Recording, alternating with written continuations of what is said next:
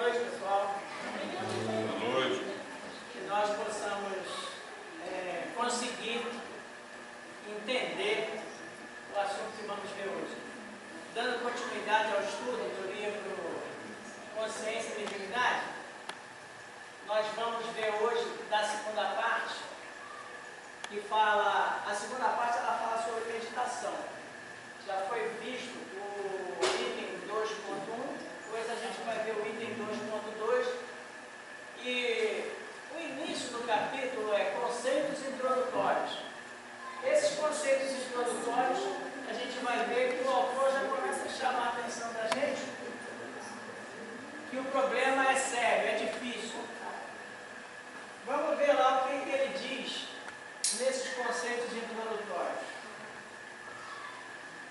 Ao propor a leitura desses conceitos, caro leitor, não nos move qualquer ideia de diletantismo ou exibição de cultura, que a não temos, e muito menos impor reflexões em torno de um material de difícil entendimento, até porque a maioria, cremos, com uma leitura atenta, será capaz de absorver o seu conteúdo. O que nos move é o desejo de municiá-lo com elementos que facilitem a compreensão das questões centrais dessa segunda parte, que são a meditação e o autodescobrimento. E esses conceitos são mais do que necessários, são indispensáveis.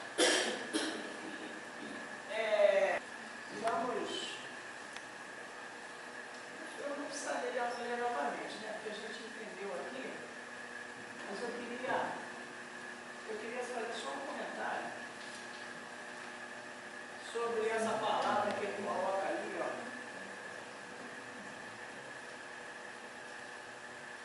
Ali, ó, diletantismo.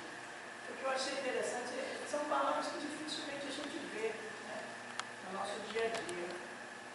Aí eu fui procurar ver, porque ele fala ali, ó,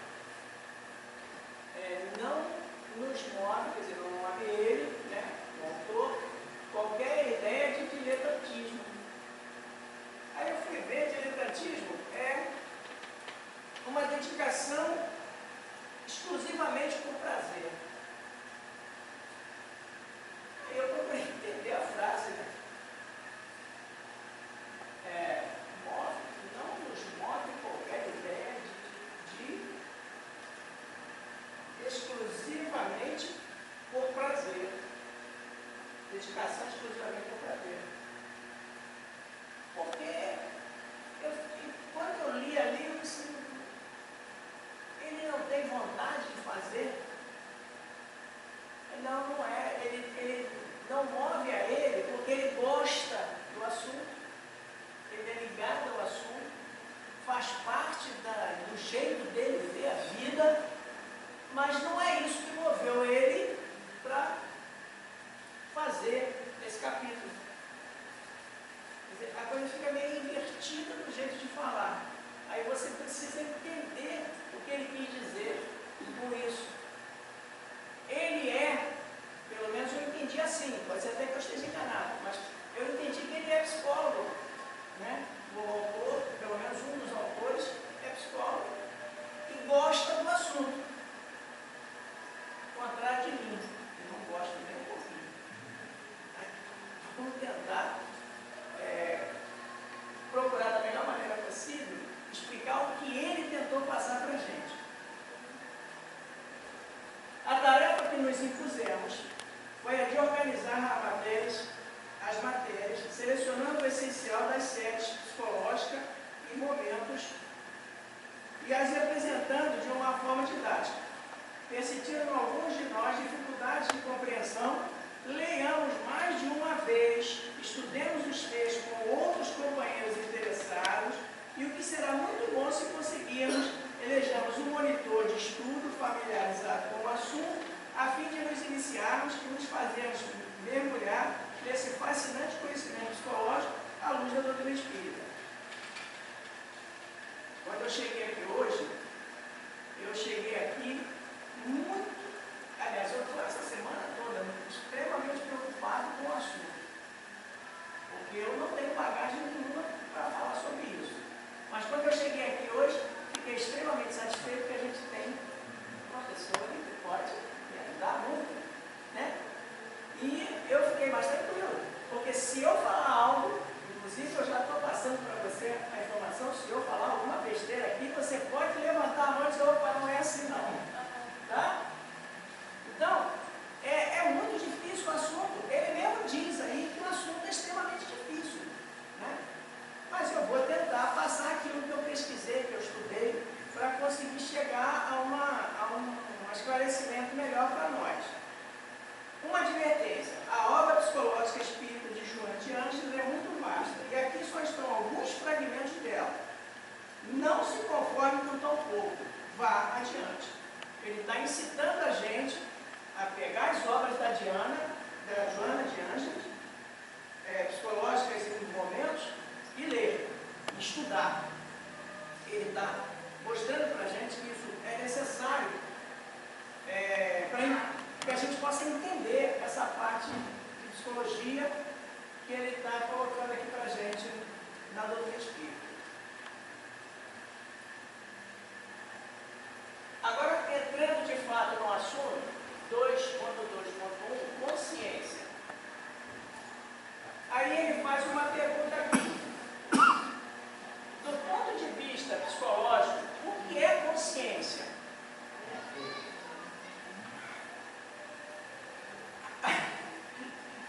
A resposta me deixou mais embananado ainda. Jung definiu a consciência como a relação dos conteúdos psíquicos com o ego, na medida em que essa relação é percebida como tal pelo ego. Aí embolou tudo. Não entendi mais nada. Aí eu fui, o que eu fiz? Primeiro eu fui pesquisar o que é conteúdos psíquicos. Né? Aí eu achei lá que conteúdos psíquicos é o seguinte: refere-se a tudo que compõe a mente e o comportamento humano, abrangendo processos conscientes e inconscientes, como percepção, memória, emoção, pensamento, desejos e instintos, além de estruturas como id, ego e superego. Ego e superego.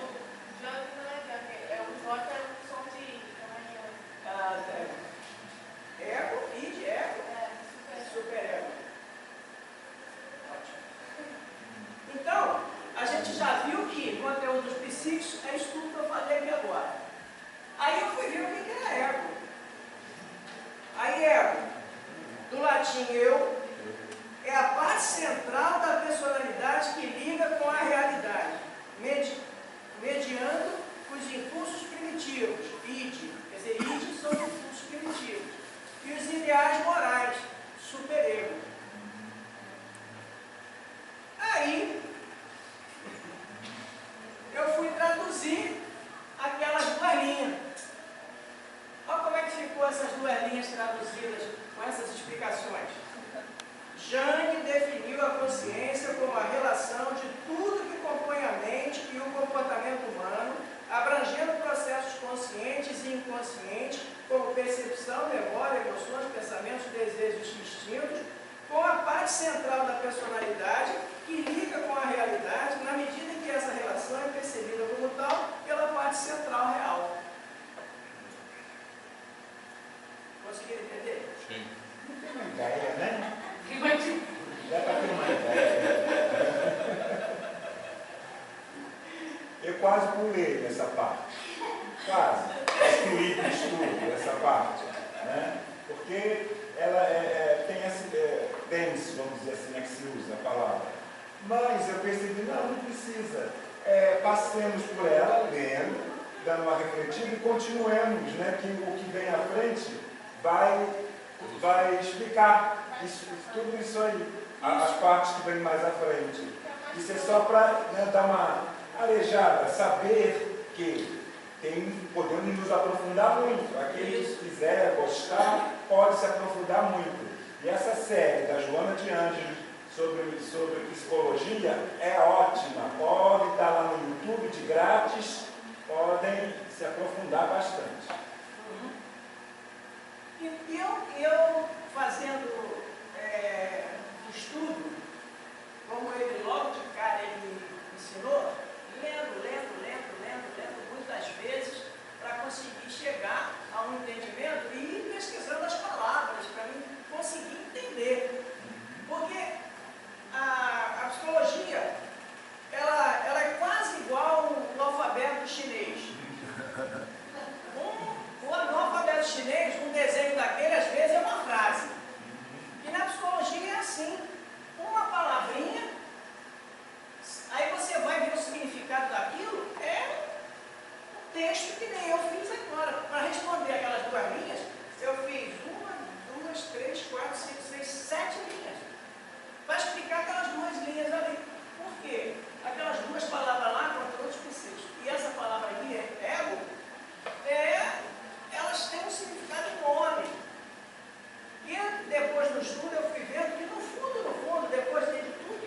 ler aqui, o último parágrafo do estudo de hoje é justamente o que nos interessa no nosso curso de mediunidade. É o último parágrafo que vai interessar. Não que o resto não interesse, né? Mas o resto, vamos dizer assim, é quase como se fosse uma curiosidade sobre psicologia. E aí eu fui ver, para a gente entender também, o que é psicologia no fundo, né? É a estrutura psíquica que interpreta a realidade, a memória e as emoções, atuando como mediador entre o id, desejos, e o superego, no moral, buscando satisfação de forma social aceitável. Isso é a definição de psicanálise de Freud. Aí a função disso gerencia os impulsos do id, prazer, e as restrições do superego, usando a razão e o planejamento, princípio da realidade. Não vou entrar mais, aprofundar mais, porque, para não falar besteira também, né? E a gente continuar o nosso assunto aqui. Aí vamos lá. Aí ele continua assim. A complexidade, no entanto, das configurações de consciência nem sempre responde aos conteúdos do que se constitui. Aí que eu acabei de me embolar. Quer dizer, tudo isso que eu falei até agora não valeu nada. Pelo menos é o que ele está dizendo aqui, que eu entendi, né? A complexidade, no entanto, das configurações de consciência nem sempre responde aos conteúdos de que se constitui. Pode ser aquilo? Pode. É como a questão da verdade. Isso. Ela não nos é dada completamente. Exatamente. Assim como esse conhecimento não nos é dado completamente. Pode ser isso tudo que eu falei até agora? Pode. Mas também pode ser mais outras coisas. Né? Para entendê-la é necessário situá-la além dos limites, aí que eu complicou tudo, do sono, do sonho, do delírio, e estabelecê-la como condição de ótima ou lúcida, na qual os episódios psicóticos cedem lugar à normalidade, ao discernimento, ao equilíbrio, gerador de harmonia. Eu li esse trecho aí um montão de vezes. E a minha maior dificuldade foi começar a entender o que significa episódios psicóticos. Aí eu fui lá no Pai dos Burros, aí estava lá, episódios psicóticos ou surtos psicóticos. São momentos em que uma pessoa perde o contato com a realidade, manifestando sintomas como delírio, aí ele põe assim entre parênteses, crenças falsas, e alucinações, ver ou ouvir coisas que não existem, além de pensamentos e comportamentos desorganizados, com fala incoerente, confusão mental e dificuldade em distinguir o real do imaginário. Podem ser desencadeados por transtornos como esquizofrenia, bipolaridade, depressão grave, uso de drogas, condições neurológicas ou metabólicas. E eu entendi também aqui que nesse meio ele não colocou, mas dentro da doutrina espírita a gente entende que isso pode ser mediunidade. Você não está doente, você é médium. Aí você está escutando coisa, você está vendo coisa, você está vendo situações que para ele aqui ele diz que não é realidade. Mas para nós, dentro da doutrina, a gente sabe que é real. O médium, ele vê as coisas, ele escuta as coisas. Né? Então, são situações que a psicologia, principalmente os psicólogos que não são espiritualistas, eles não aceitam. Eles acham que aquilo ali a pessoa é doente mental e que o problema é mental. Né? Os psicólogos que são espiritualistas, eles entendem que ali tem algo a mais do que só o problema da deficiência mental. Né? Aí foi que eu entendi esse trecho, porque ele diz aqui, né, que ela situa além do limite do sono, do sonho e do delírio. Quando ele diz isso, é porque a consciência, ela está no espírito, está fora de nós, no corpo material. Então ela está no limite dos sonhos, do sono, do delírio. A consciência está no espírito, ela não está no corpo físico. Pelo menos foi o que eu entendi. Eu não sei se é isso certo ou não, mas o que eu entendi foi isso. Que ela ultrapassa os efeitos psicóticos. Porque os efeitos psicóticos, eles podem ser problema físico, mas na maioria das vezes é problema espiritual, mediunidade. Então a consciência extrapola isso. E a gente vai ver por que ela extrapola isso. A psicologia tradicional, aferrada ao organismo ancestral, prefere ignorar os elevados níveis de consciência, nos quais os estados alterados transcendentes facultam a visão dilatada da realidade, sem os limites do real aceito, do real psicótico, do real do sonho. Ele está acabando de colocar aquilo que eu falei, né? A tradicional não aceita que existe algo além do corpo físico. Em virtude disso, muitos irmãos nossos, psicólogos, não conseguem tratar os doentes porque não tratam a alma. Procuram só tratar o corpo físico. E o problema, às vezes, na maioria das vezes, não é físico, é espiritual. Porque aí tem a dificuldade. O Leandro Freud foi brilhante em tudo, só esqueceu essa parte espiritual. É que Jung já entrou nela. Se juntasse os dois, talvez, né? Deixa eu só fazer uma observação. Existem alguns psicólogos e psiquiatras que frequentam a doutrina espírita, têm conhecimento da doutrina espírita.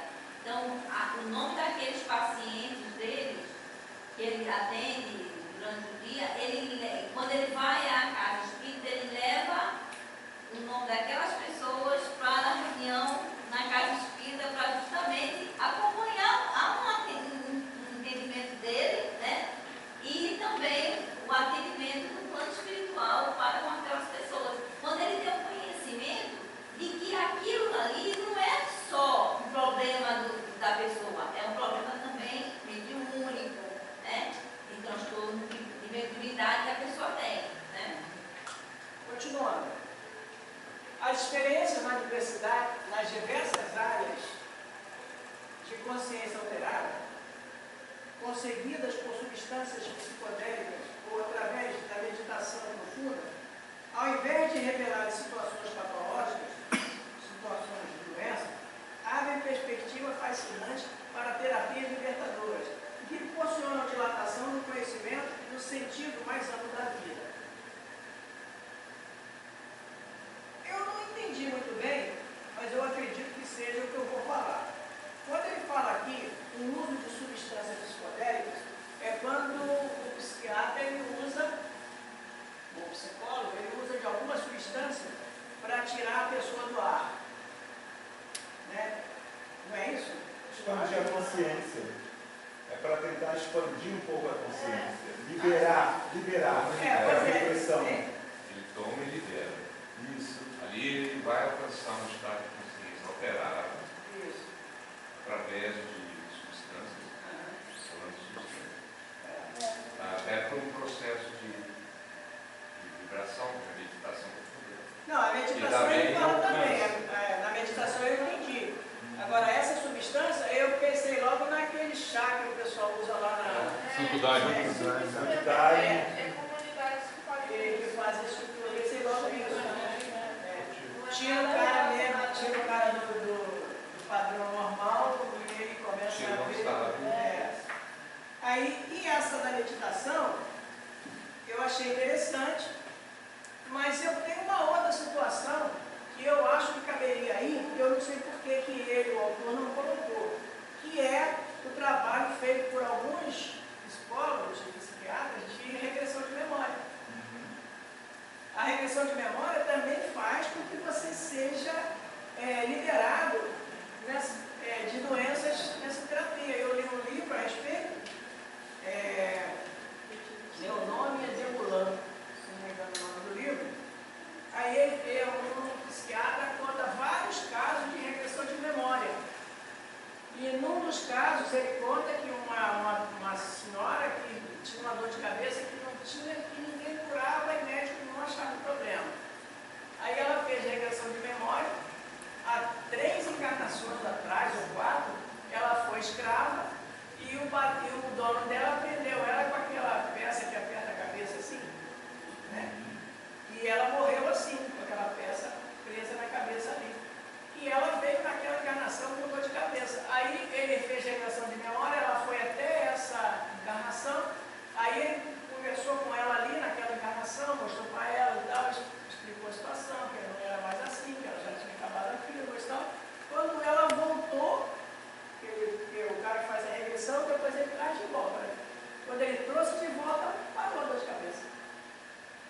Então, quando eu li esse trecho, eu entendi que essa possibilidade existe.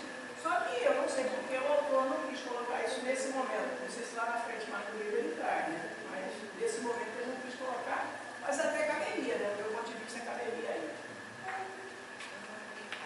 A psicologia filosófica do Oriente sempre proporcionou os estudos de plenitude e nirvana, ensejando a superação dos limites do estágio de normalidade através de transes e da contemplação profunda. Eu li, estudei, não achei legal esse trecho aí. Não faz parte da nossa doutrina. Não, é só um esclarecimento. Está só fazendo um comentário. Não faz parte da nossa doutrina.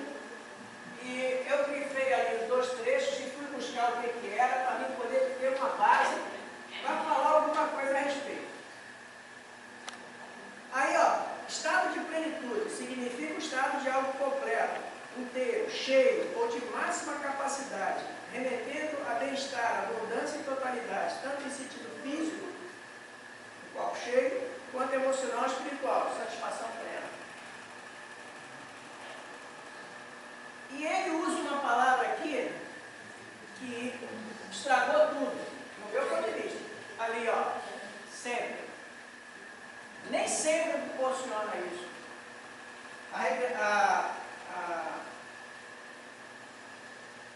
A orientação filosófica, eu já li muito a respeito disso, nem sempre consegue, o ser humano consegue o estado de plenitude. Raras pessoas que conseguem, é muito raro. Porque o cara já tem que estar num nível espiritual alto para conseguir, mesmo fazendo a meditação, ele conseguir atingir aquilo ali. Então, quando ele colocou a palavra sempre ali, eu já não gostei, já achei que não daria certo. E nirvana, para quem não sabe o que é, nas religiões indianas, estado permanente e definitivo de beatitude, felicidade e conhecimento. Conheço ninguém. A gente vai entender, a gente entende em doutrina espírita que a gente vai atingir isso. Mas quantas encarnações necessárias para a gente chegar lá, ninguém consegue definir. Não vai ser por meditação quando Não, a gente não alcança vai. isso. Isso é evolução moral. Exato. Então não vai. Continuando. A consciência adquirida, a perfeita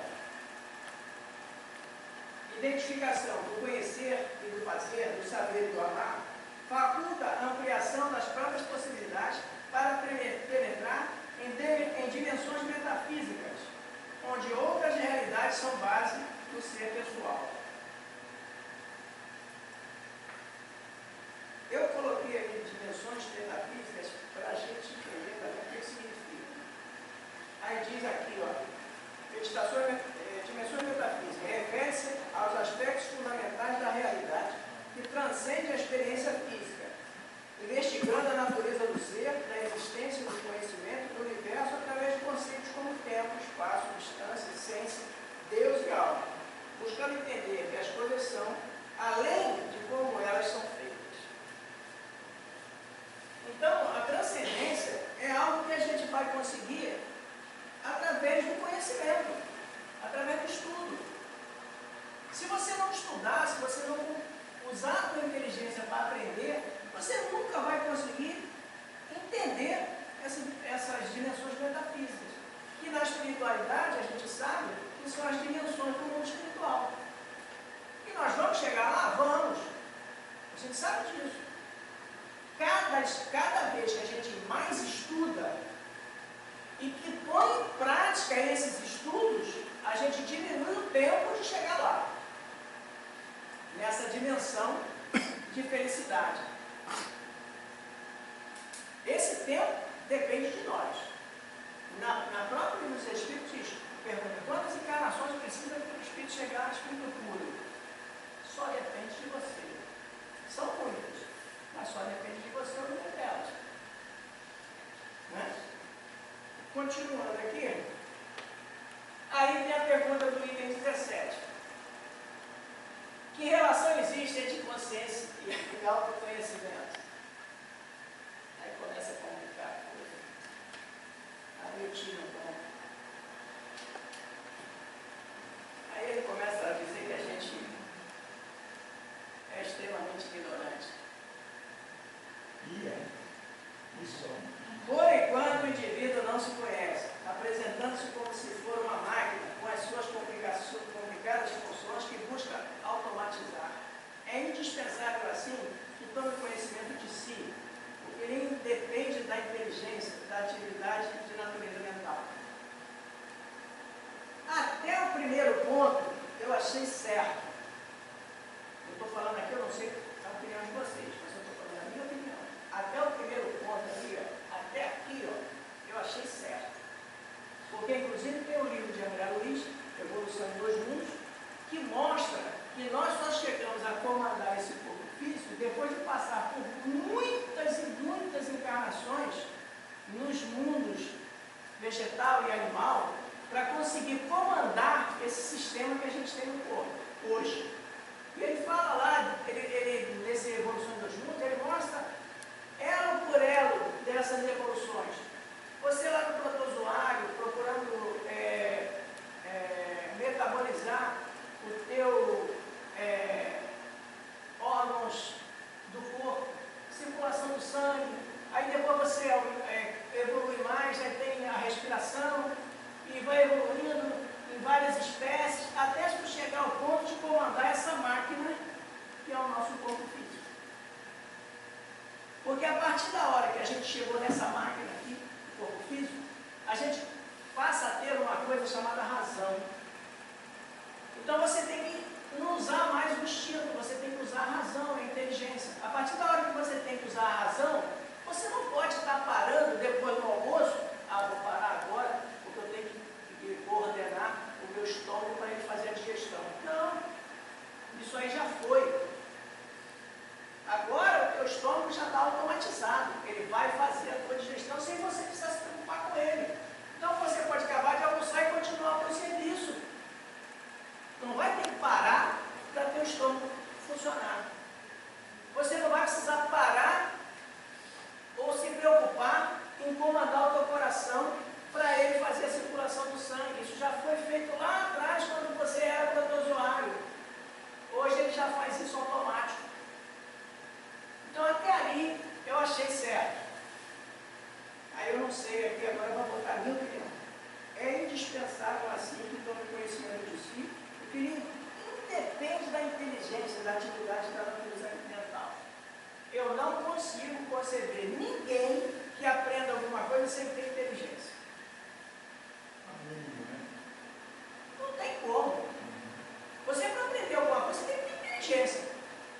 Gabriel Delany. E atividade mental. E atividade mental. Gabriel Delany, no livro Evolução Anímica, ele mostra a evolução da inteligência no mundo animal. Ele mostra que no mundo animal já existe uma capacidade de inteligência fora do normal que o homem, pelo menos naquela época, não aceitava. Ele dá exemplos de animais com extrema inteligência. Então, ele já mostra que lá no mundo animal você já tem inteligência para poder aprender. Como é que eu vou aprender sem usar inteligência? Aí, da vírgula para lá, Eu também não. é indispensável, assim, que tome conhecimento de si, autoconhecimento. Continuando. Mas aí, cada um faz a sua análise, né, sobre o assunto. E graças a Deus a nossa doutrina tem isso. Você não é obrigado a acreditar naquilo que eu estou falando aqui. Você pode, inclusive, desacreditar e pesquisar. Nossa doutrina, ela faz questão de que você pesquise, que você discorde e vá atrás para achar a coisa certa. Sem achismos. Sem achismos. Sem negação. Você achar e negar não responde. Não. Você tem que procurar, você tem que ir no livro. Eu acho que é assim. Não, eu vou pesquisar e vou ver como é que funciona. É o caso que eu falei. Quando eu li aquilo ali, me lembrei do livro que eu li do Delane, eu disse assim, não, isso aqui está fora de contexto, mas... Continuando, a consciência expressa-se em uma atitude perante a vida, um desvendar de si mesmo, de quem se é, de onde se encontra, analisando depois o que se sabe e quanto se ignora, equipando-se de lucidez que não permite mecanismo de evasão da realidade. Não finge que sabe quando ignora, tampouco aparenta desconhecer se sabe. Trata-se, portanto, de uma tomada de conhecimento lógico. Não tem como você não usar a inteligência, você saber, você fazer a diferença daquilo que você ignora e daquilo que você sabe. Tem que usar a inteligência. Pelo menos eu penso assim, né? Critério lógico, né? Critério lógico. Exato. Então como é que eu vou fazer esse trecho aqui sem usar a inteligência? Tem algo errado nisso, né? Mas a gente está entendendo que é dessa maneira. A consciência é o real, é o que você bota para fora, e a gente vai ver ali mais para frente. Então, você tem que ter uma consciência limpa, pura, raciocinada, para você ter lógica naquilo que você vai fazer no dia a dia. Senão, infelizmente, você vai meter os pés pelas mãos e depois vai se arrepender de ter errado. Porque você não pegou a tua consciência e colocou no real e usou o raciocínio, a lógica, para fazer algo na vida. Estes momentos de consciência impõem exercício, até que seja aceito como natural a manifestação do comportamento. Para tanto, devem ser considerados os diversos critérios de duração, de frequência, de largueza, como de discernimento. A gente tem, de fato, que não usar a consciência no nosso ato espontâneo. A gente tem muito problema ainda de reagir instantaneamente, espontaneamente, através do instinto.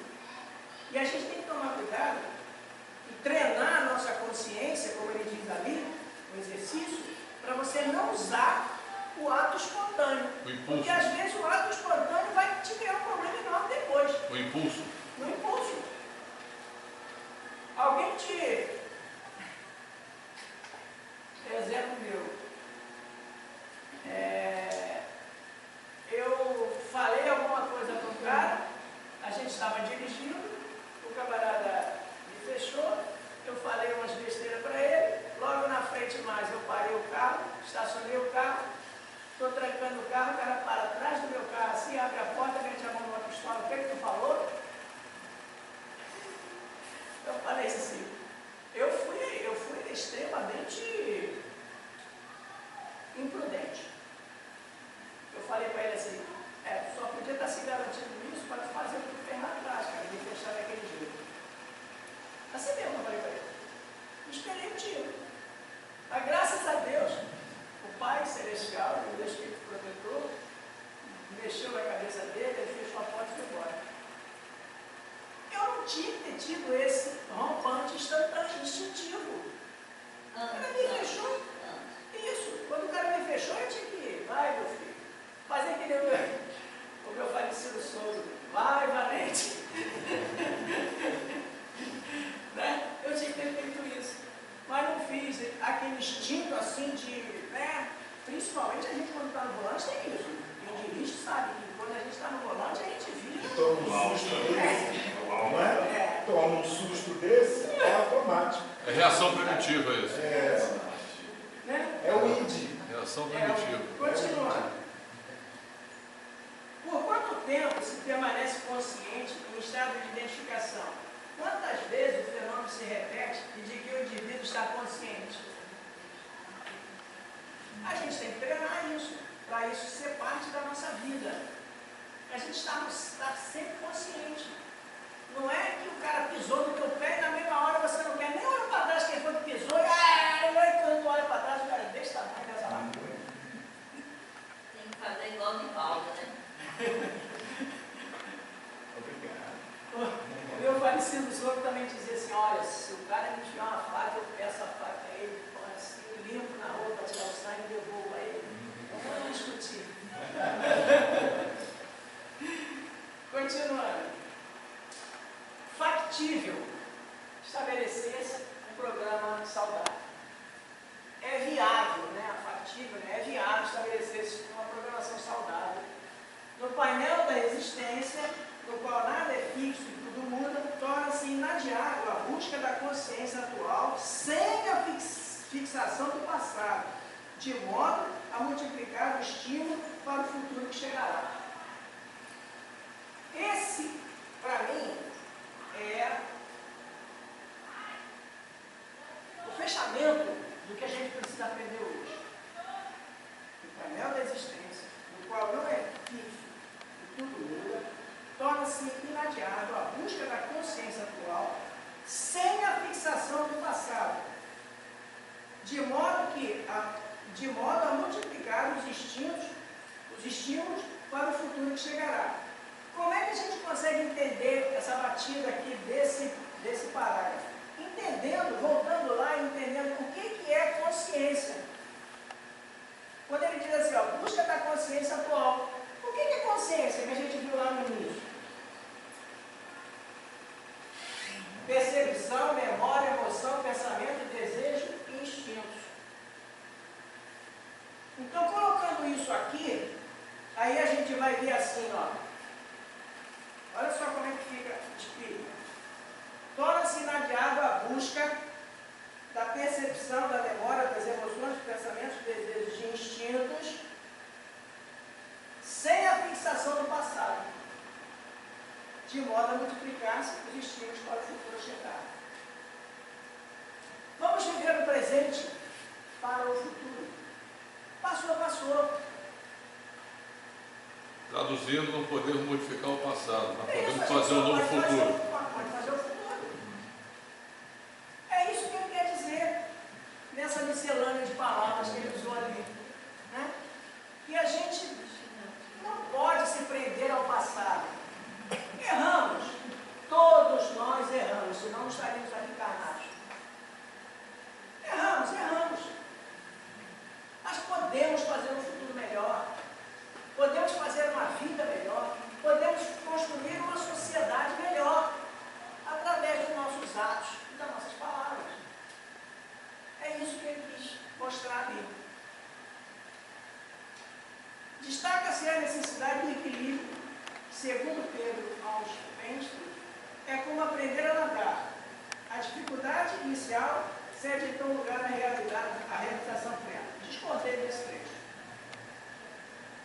Primeiro, que esse Pedro Auspensky, ele é esotérico. Não tem nada a ver com a gente. Ele é esotérico. Eu busquei aqui para a gente ter uma ideia de quem é o cara. Pierre Demianovsky Ouspensky, conhecido em inglês como Peter Ouspensky, russo, foi um esoterista russo conhecido por suas disposições de início da obra do mestre grego Armênio de doutrina esotérica. Nada a ver com a gente. Esse cara.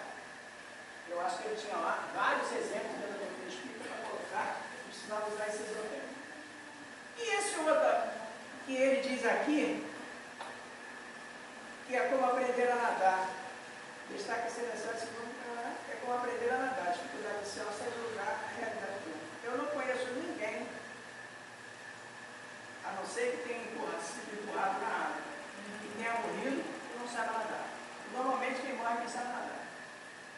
Quem morre afogado, quem sabe nadar. Porque o cara que não sabe nadar, ele não pula na água. Ele não vai nem chegar perto de uma profundidade. Então, quando ele diz aqui esse exemplo, para mim ficou meio estranho.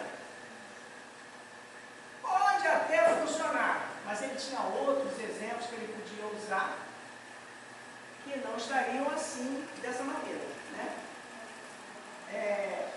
Na hora que eu li, eu lembrei de dois exemplos que meu pai dizia muito. Acho que agora não estou me lembrando. Dois ditados antigos que explicam bem essa situação aí. Mas para fechar, o homem amargurado que se faz vítima dos